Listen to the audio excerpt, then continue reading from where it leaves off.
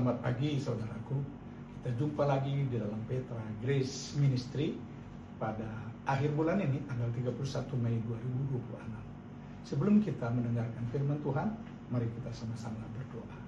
Bapa Surgawi, selamat pagi, terima kasih. Bulan Mei segera akan berakhir. Kami sungguh menikmati saat-saat di mana Tuhan menolong kami sepanjang bulan ini. Biarlah Tuhan melalui kebenaran firman-Mu nanti, kami juga boleh lalui bulan Juni besok dengan pemeliharaan dan kuasa daripada-Mu. Kami boleh mendengar amanat agung-Mu.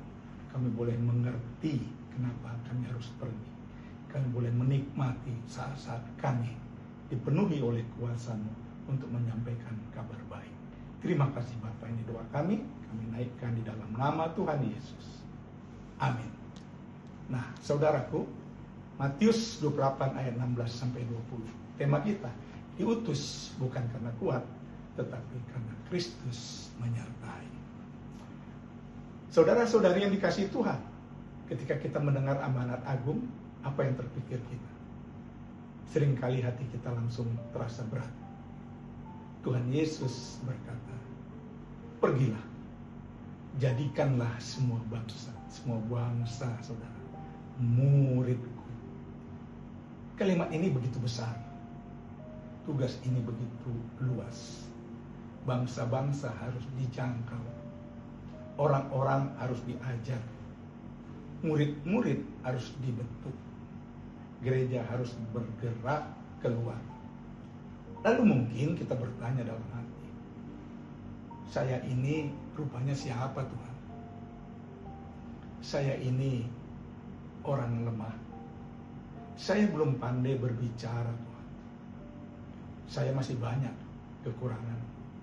Bahkan iman saya pun kadang naik turun. Tetapi justru disitulah keindahan Matius 28 pasal 28 ayat 16-20 ini, saudara.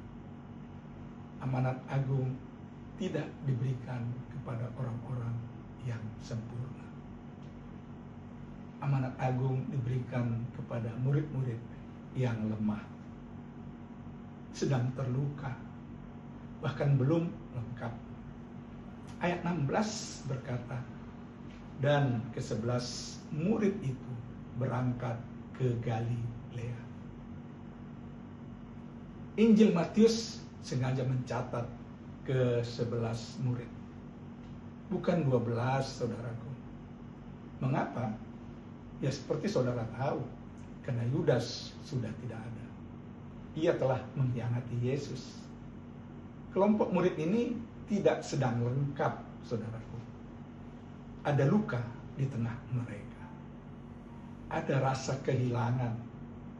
Ada kegagalan. Ada sejarah pahit. Bayangkan suasana hati para murid saat itu. Mereka baru saja melewati peristiwa yang mengguncang hidup mereka. Yesus ditangkap. Yesus disalibkan. Mereka tercerai-berai. Petrus pernah menyangkal Yesus 3 kali.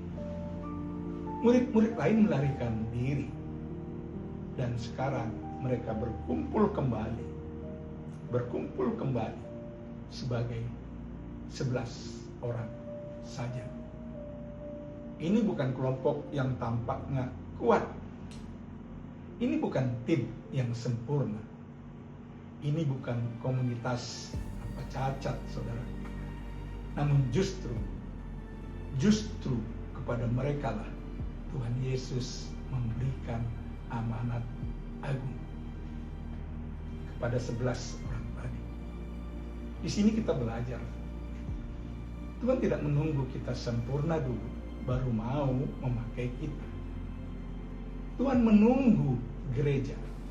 Tuhan tidak menunggu gereja tanpa kelemahan. Tidak ada gereja yang sempurna, bukan? Gereja tanpa kelemahan pun harus diutus Tuhan.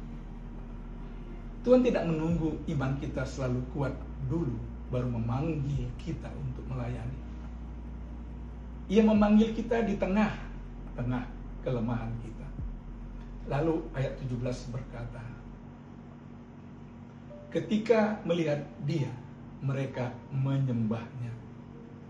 Tetapi beberapa orang ragu-ragu. Saudaraku, ini sangat menghibur kita. Mereka menyembah, tetapi beberapa orang dari 11 tadi loh, masih ragu-ragu. Matius tidak menutupi kenyataan ini. Ia tidak membuat murid-murid tampak seperti pahlawan iman tanpa pergumulan. Mereka menyembah Yesus yang bangkit, tetapi di dalam hati mereka, sebagian dari mereka masih ada pergumulan.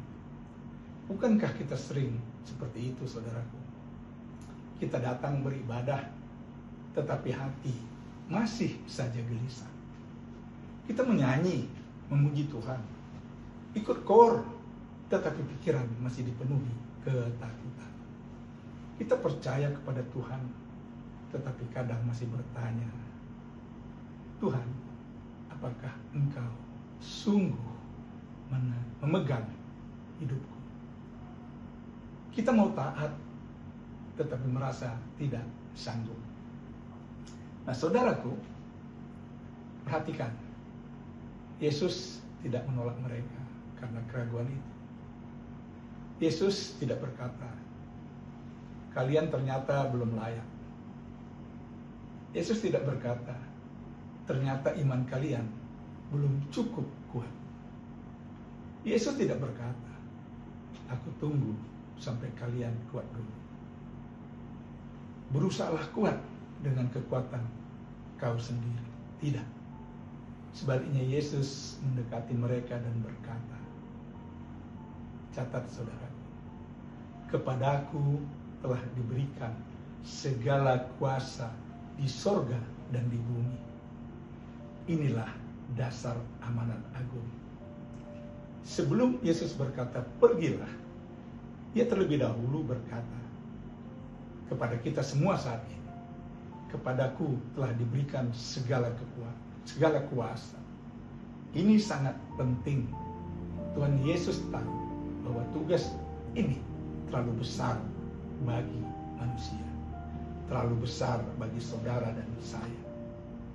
Ia tahu bahkan 11 murid itu tidak akan sanggup dengan kekuatan mereka sendiri. Ia tahu mereka pernah gagal. Ia tahu mereka masih bergumul. Karena itu dasar pengutusan bukanlah kekuatan para murid, tetapi kuasa Kristus. Yesus berkata, segala kuasa ada padaku. Bukan sebagian kuasa saja, saudara. Bukan kuasa kecil. Bukan kuasa terbatas.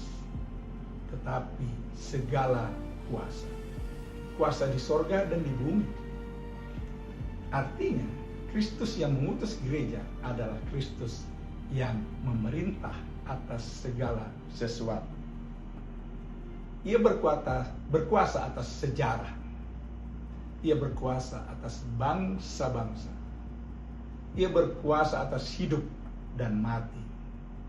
Ia berkuasa atas masa depan. Ia berkuasa atas gerejanya. Saudaraku, karena itu amanat agung bukan dimulai dari pertanyaan, apakah kita kuat? Apakah saudara dan saya kuat? Amanat agung dimulai dari pengakuan Kristus berkuasa. Saudara, seringkali kita gagal melayani karena kita terlalu lama melihat diri kita sendiri. Kita melihat kelemahan kita. Kita melihat keterbatasan kita. Kita melihat masa lalu kita. Kita melihat kegagalan kita. Lalu kita berkata, saya tidak mampu. Memang benar, saudara dan saya tidak mampu sendiri. Tetapi pertanyaan utama bukan apakah saya mampu, saudara. Pertanyaan utama orang Kristen adalah, siapa yang mengutus saya? Yang mengutus kita adalah Kristus yang bangkit.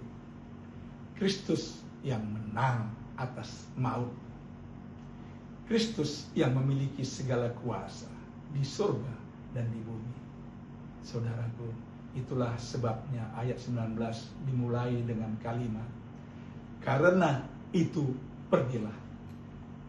Karena itu berarti karena Kristus berkuasa. Karena itu berarti karena Kristus berkuasa. Maka pergilah. Bukan karena murid kuat, maka pergilah. Bukan karena gereja kita besar, maka pergilah. Bukan karena kita pandai, maka pergilah. Tetapi karena Kristus berkuasa, maka saudara dan saya harus pergi. Lalu Yesus berkata, jadikanlah semua bangsa muridku. Tugas utama gereja adalah memuridkan. Bukan sekedar membuat orang mengenal nama Yesus secara luar. Bukan sekedar membuat orang hadir dalam kegiatan-kegiatan gerejawi. Saudaraku, tetapi harus membawa orang untuk mengenal Kristus. Percaya kepada Kristus. Mengikuti Kristus. Dan hidup dalam ketaatan kepada Kristus. Yesus melanjutkan, baptislah mereka dalam nama Bapa dan Anak dan Roh Kudus. Trinitas, Tritunggal. Baptisan menunjukkan bahwa seseorang masuk ke dalam kehidupan baru bersama Allah Tritunggal. Ia bukan lagi hidup untuk dirinya sendiri, saudara, tetapi menjadi milik Tuhan. Lalu Yesus berkata pula, ajarlah mereka melakukan segala sesuatu yang telah kuperintahkan kepadamu. Perhatikan, saudara, bukan hanya mengajar supaya orang tahu, tetapi mengajar supaya orang melakukannya. Murid Kristus bukan hanya orang-orang yang punya pengetahuan Alkitab. Bukan, saudara. Membaca Alkitab itu mudah. Melakukannya adalah hal yang lain. Murid Kristus adalah orang yang belajar menaati Tuhan dalam hidup sehari-hari.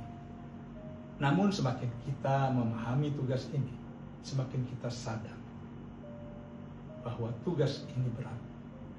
Bagaimana mungkin kita menjadikan orang lain murid Kristus kalau kita sendiri masih belajar? Bagaimana mungkin kita mengajar orang taat kalau kita sendiri masih sering gagal untuk taat? Bagaimana mungkin, saudaraku, gereja yang lemah dapat membawa Injil sampai ke bangsa-bangsa? Saudaraku yang terkasih, jawabannya ada pada kalimat terakhir Yesus. Indah sekali. Dan ketahuilah, aku menyertai kamu senantiasa sampai kepada akhir zaman. Inilah penghiburan terbesar. Yesus tidak hanya memberi perintah, tidak. Ia memberi janji. Ia tidak hanya berkata, pergilah. Ia juga berkata, aku menyertai kamu. Saudaraku yang terkasih, penyertaan Kristus adalah kekuatan gereja. Tanpa penyertaan Kristus, amanat agung menjadi beban yang mustahil. Tetapi dengan penyertaan Kristus, murid-murid yang lemah dapat berjalan. Gereja yang kecil dapat melayani. Orang percaya yang sederhana dapat menjadi saksi yang luar biasa. Yesus berkata, saudara, aku menyertai kamu senantiasa. senantiasa. Bukan sesekali. Bukan hanya ketika kita kuat. Bukan hanya ketika pelayanan kita berhasil. Bukan hanya ketika hidup terasa begitu mudah. Tetapi senantiasa.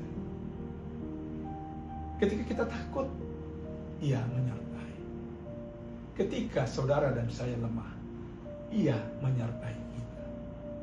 Ketika kita ditolak, Ia pun menyertai kita. Ketika kita gagal dan bangkit kembali, Ia juga sedang menyertai kita. Ketika gereja menghadapi tantangan, Dia menyertai. Dan Yesus menambahkan sesuatu yang sangat indah, saudara. Sampai kepada akhir zaman. Artinya janji ini berlaku terus, bukan hanya untuk 11 murid di Galilea saja, bukan hanya untuk gereja mula-mula saja, tetapi juga untuk gereja hari ini, untuk saudara dan saya. Maka lihatlah alur teks ini dengan pengertian yang sangat indah, saudara. Kita ikuti alur teksnya. Ayat 16, murid hanya 11. Ayat 17, mereka masih ragu. Ayat 18, Kristus memiliki segala kuasa. Ayat 19 sampai 20a, gereja diutus untuk memuridkan. Ayat 20b, Kristus menyertai sampai akhir zaman. Inilah dasar pelayanan kita, saudaraku. Kita tidak diutus karena kita kuat. Kita diutus karena Kristus berkuasa. Kita tidak berjalan sendirian. Kita berjalan karena Kristus menyertai. Saudara-saudari yang dikasihi Tuhan, mungkin hari ini kita merasa seperti 11 murid itu. Tidak lengkap. Tidak juga kuat. Masih penuh luka. Masih banyak pergumulan. Masih ada keraguan. Masih banyak kekurangan.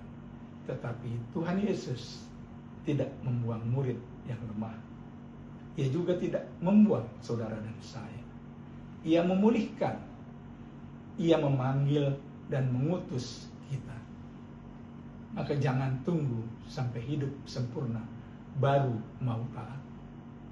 Jangan tunggu sampai iman tanpa pergumulan baru mulai mau bersaksi. Saudaraku, jangan tunggu sampai keadaan mudah baru mau melayani. Mulailah dari tempat kita berada. Bersaksilah kepada keluarga. Bawa kasih Kristus ke lingkungan kerja kita. Ajarkan firman kepada anak-anak dan cucu kita. Dampingi orang yang lemah. Mari doakan mereka yang belum percaya. Jadilah murid yang juga memuridkan. Bahkan dengan mengandalkan, bukan dengan mengandalkan diri sendiri, tetapi dengan memandang kepada Kristus. Karena segala kuasa ada padanya. Saudaraku yang terkasih, ingat, Ia menyertai kita senantiasa kepada akhir zaman. Amin. Kita berdoa. Bapa, terima kasih untuk keindahan firman. Roh Kudus ajar kami, buat kami taat, mau melakukan, mau pergi untuk menyampaikan amanat agung. Kami tahu kami lemah. Kami tahu kami masih kadang ragu. Kami tahu kami tidak mampu melakukannya tanpa Engkau, ya Tuhan Yesus. Biarlah sepanjang bulan Juni nanti kami punya komitmen baru untuk boleh bersaksi, untuk boleh pergi melayani Engkau. Bapa, berkati seluruh kami yang mendengar channel ini. Berkati kami sepanjang bulan Juni nanti. Sehingga dengan demikian Bapa, ada kekuatan baru, ada satu kebahagiaan baru, ada satu motivasi yang baru bagi kami menyampaikan firman kerajaan menjadi saksi di tengah-tengah dunia ini. Terima kasih Bapa, ini doa kami. Di dalam nama Tuhan Yesus kami berdoa. Amin. Salam Petra Grace Ministry. Berdiri di atas batu karang, hidup oleh kasih karunia.